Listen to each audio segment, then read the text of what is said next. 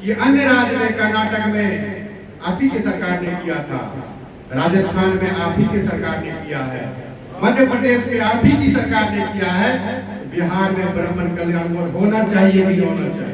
आज आगे बोलिए, होना चाहिए।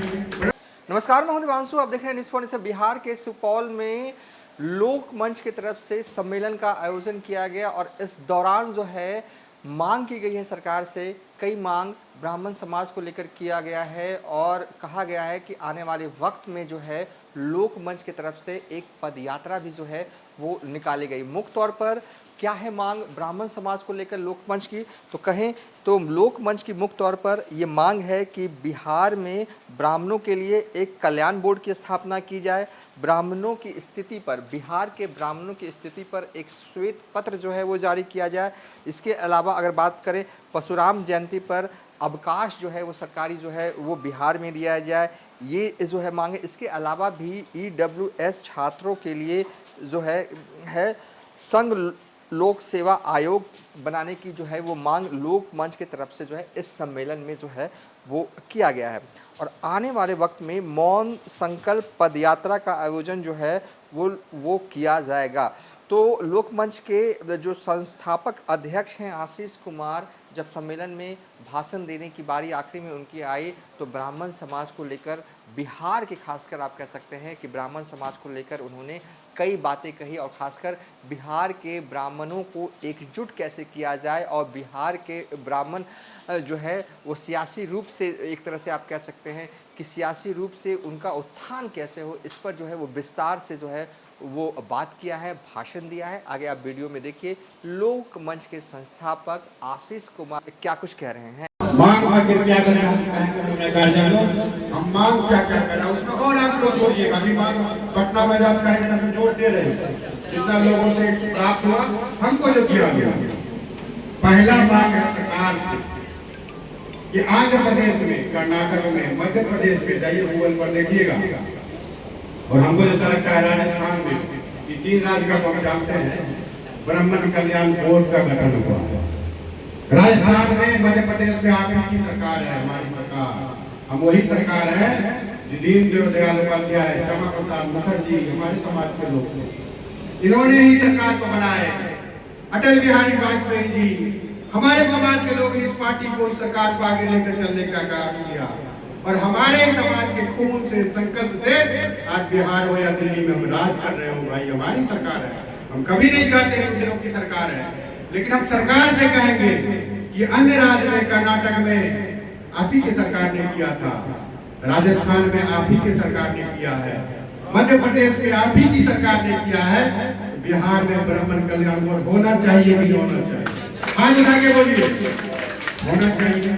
ब्राह्मण कल्याण बोर्ड का गठन करो। दूसरा मेरा मांग है ब्राह्मणों की स्थिति पर, हम नहीं कहते कि अपना अपना जात का सबको अधिकार है, हम ब्राह्मणों की स्थिति पर सरकार से कहना चाहेंगे श्वेत पत्र जारी कीजिए। श्वेत पत्र में अभी भी हमारी माँ बहन ब्राह्मणी तन पर वस्त्र नहीं है, बढ़िया से कपड़ा नहीं पहन पाती है, उसका सही एक आयोग बना के श्वेत पत्र जारी करो ताकि उसकी स्थिति को देखते हुए उसे सबल और मजबूत किया जाए। हमको केवल चेहरे की चमक से आप नहीं देखते, बहुत कमजोर है, हम कास्ट में भी गरीब है, हम अमीर तो कभी हुए ही नहीं, हम दूसरों को अमीर करते गए, हम तो कभी अमीर हुए ही नहीं।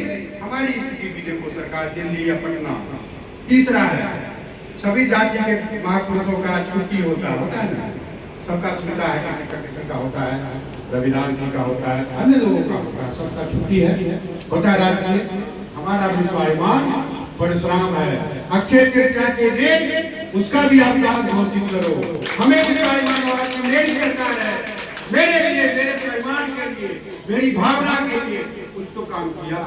हम भी तो करवाने होंगे गुरु में सारे ब्राह्मण जहाँ जहाँ रहेंगे छुट्टी लेके गाँव आ जाएंगे, कहीं कहीं कार्यक्रम में जाएंगे, सरकारी छुट्टी नहीं देते हो, स्कूले से मास्टर साहब कैसे छोड़ेगा? हमें लगता है सचिवालय से कहाँ जाएगा, कहाँ जाएगा? वो होना चाहिए परशुराम से, बोलिए हाँ है ना, ध्यान दीजिएगा। और अभी EWS का जो नाम हम लोग को मिला, हम धन्यवाद देते हैं, ऐसा नहीं है, धन्यवाद देते हैं। ऐसा लोग नहीं है कि कृतज्ञ लोग हैं, हम कृतज्ञ लोग हैं, धन्यवाद देते हैं। लेकिन ईडब्ल्यूएस में क्या क्या समस्या है? यदि आप अन्य वर्गों जो आरक्षण की श्रेणी में आते हैं, ईडब्ल्यूएस में आरक्षण का श्रेणी, आर्थिक रूप से कमजोर समूह, अन्य लोग जो आरक्षित है उसको आप मौका देते हैं लोकसभा आयोग में और अन्य परीक्षा में, यूपीएससी में या लोकसभा आयोग में किसी को 5 का देते हैं, किसी को अन्य भी देते हैं।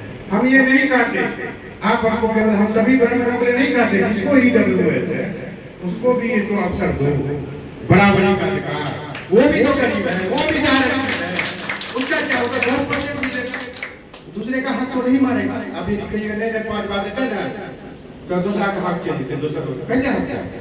अब तो 10% लेंगे ना, हम 10 यहाँ पर 4 जाति है, लेकिन 78 जाति है, पटेल भी है गुजरात में, वो भी ईडब्ल्यूएस फॉरवर्ड में आता है, समझ लीजिएगा।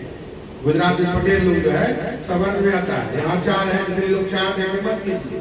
पूरा भारत का परीक्षा हुआ तो पटेल भी ईडब्ल्यूएस का लाभ उतना ही होगा जितना यहाँ ब्रह्मण राजपूत भूमिहार और लाला जी ने कैसे समाज के लोग लेंगे।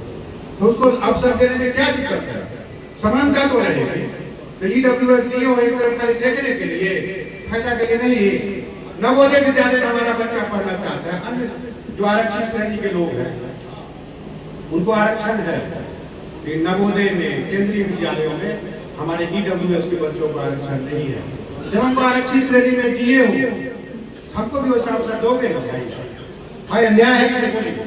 हमारी सरकार सुन रही होगी, सुनेगी नहीं तो पटना में सुनाएंगे, दिल्ली के जंतर मंतर में जाके सुनाएंगे, लेकिन इस बार सुना के रहेंगे, चाहे परिणाम होना चाहिए कि नहीं होना चाहिए। आप लोग समर्थन कर रहे हैं। और एक समस्या गोस्वामी समाज में, हमारे ही समाज के लोग, गोस्वामी समाज, ईडब्ल्यूएस से क्या समस्या आ गया गोस्वामी समाज में? गौर कीजिएगा, यहाँ नीतीश कुमार जी ने, माननीय नीतीश कुमार जी को पिछड़ा बना दिया। अब ईडब्ल्यूएस का बिहार में भी ईडब्ल्यूएस लागू हो गया। अब हम आपको सर्टिफिकेट बनाने जाते हैं, पिछड़ा में जाते हैं, संघ लोक सेवा आयोग में भारत सरकार में फायदा नहीं होता है गोस्वामी समाज। यदि हमको पिछड़ा बनाए हो तो दोनों जगह पिछड़ा बना दो गोस्वामी समाज, यदि नहीं बनाया तो फ्री कर दो ताकि दोनों जगह भाग ले सके। ऐसे में तो बेचारा गोस्वामी समाज को अपने गरीब बसावरत घुमाने वाले जो भी आबादी है, उसकी सरकार की आबादी 2 लाख गिनती में आया, जो भी आबादी है हमारे समाज का अंदर, उसके लिए भी तो कुछ सोचो भाई। ये जो समस्या क्रिएट हो गया इसका समाधान कीजिए। इसके बाद हमारे ब्रह्म समाज ईडब्ल्यूएस के बच्चे को जिस तरह अन्य को मुफ्त कोचिंग देते हो, बड़े बड़े पढ़ाई पढ़ने में, बीपीएससी में, आईएएस में सरकार मुफ्त कोचिंग देती है। हमारे बच्चे गरीब है, हम हर समय कहते हैं हम गरीब है, और गरीब बच्चों को भी हमको मुफ्त कोचिंग दो देना। हम सरकार में हैं, हम सरकार को मदद करते हैं, बिना शर्त मदद करते हैं, बिना खर्च मदद करते हैं। कोई खर्चा लेते हैं हम लोग का कार्यकर्ता को खर्चा नहीं देते, बिना शर्त, बिना कर, बिना चार्ज देते, कहाँ देते करें? हम लोग एकजुट वोट में देखते ही है। हमारा क्यों नहीं होगा? सरकारी लोग थाना में हमारा लोग क्यों नहीं होगा? कोई प्रतिनिधि होंगे हमारे समाज के, का पटना में जाइए, सबका पूर्ति है, सभी महानायकों को, सभी जाति का, सबको सलाम करते हैं, सबका हम आदर करते हैं, और हमारा ब्रह्मन तो सबका आदर करते रहा, सबको आशीर्वाद दिया। लेकिन हमारा चंद्रशेखर आजाद जी का भी एक आदम का प्रतिमा पटना में होना चाहिए, नहीं होना चाहिए। नाम दिया, हम क्या किए? लोग कहते हैं द्रोणाचार्य ने उंगली काट लिया, कहते हैं ना, क्यों? अपने लिए नहीं ना, अस्वस्थामा के लिए नहीं, अपने पुत्र के लिए नहीं। उन्होंने यदि एकलव्य का अंगूठा काटा होगा या ना काटा होगा इतिहास जाने, लेकिन यदि ये आरोप हम पर है, अर्जुन के लिए काटा, अपने पुत्र के लिए नहीं काटा है, ये हमारी है। हम विभीषण कहलाते हैं, विभीषण को लगा कि मेरा भाई रावण दुराचारी हो गया, अधर्मी हो गया, हम अपना भाई का साथ नहीं दिए, राम के साथ चले आए, और राम के साथ जैसा हम लोगों ने किताबों में पढ़ा है, तो शास्त्रों में पढ़ा है, यदि वो नहीं बताते तो रावण का नाभि का पता राम को नहीं, उसे भगवान को जानते होंगे, लेकिन जैसा किताब में कहा तो नहीं पता था, और विभीषण ने ही उनको बताया। कहाँ देखे हम हमारा भाई के साथ ऐसा हो रहा है, लेकिन हम विभीषण नाम को ही रखता नहीं है। अब अपमानित हुए, हमें उदाहरण दे रहे हैं, लेकिन हर हमेशा धर्म का साथ दिए, हम हमेशा न्याय का साथ दिए, पर हमको ही नायक से खलनायक बना दिया गया। परिस्थिति जन होता गया बना दिया गया। हम क्या है? सुदामा। हम यदि लालची होते, सुदामा को कृष्ण भगवान ने कहा कि मांगो 3 मुट्ठियां ले लो, तीनों लोग हमारे। कहा नहीं, हमको नहीं चाहिए तीनों लोग, हमें तुम्हारी मित्रता चाहिए, हमें तुम्हारी मित्रता चाहिए। और मित्रता करके सुदामा ने अपना नाम लेकर कृष्ण का गौरव बढ़ा दिया। ये हम हमारा समाज का लोग है, ये सौजन्यता हमारे समाज के लोग है। और कहते हैं महाराणा प्रताप को किसने पढ़ाया? राघवेंद्र। महाराणा के नाम पर लोग नेतागिरी करते हैं, लेकिन कोई राघवेंद्र का नाम नहीं लेते जिसने शस्त्र और शास्त्र का ज्ञान महाराणा प्रताप को दिया। उस मन से हमारे समाज को नीचे दिखाया जा सकता है, लेकिन कोई राघवेंद्र के नाम का चर्चा नहीं करता। यही हमारे समाज की स्थिति आई है। इतिहास में हमने लिखा, कहते हैं ब्राह्मणों ने इतिहास लिखा, क्या लिखा? आपको सौर दिया, आपको सम्मान दिया। हम अपने आप के बारे में क्या लिखा? दीनहीन ब्राह्मण।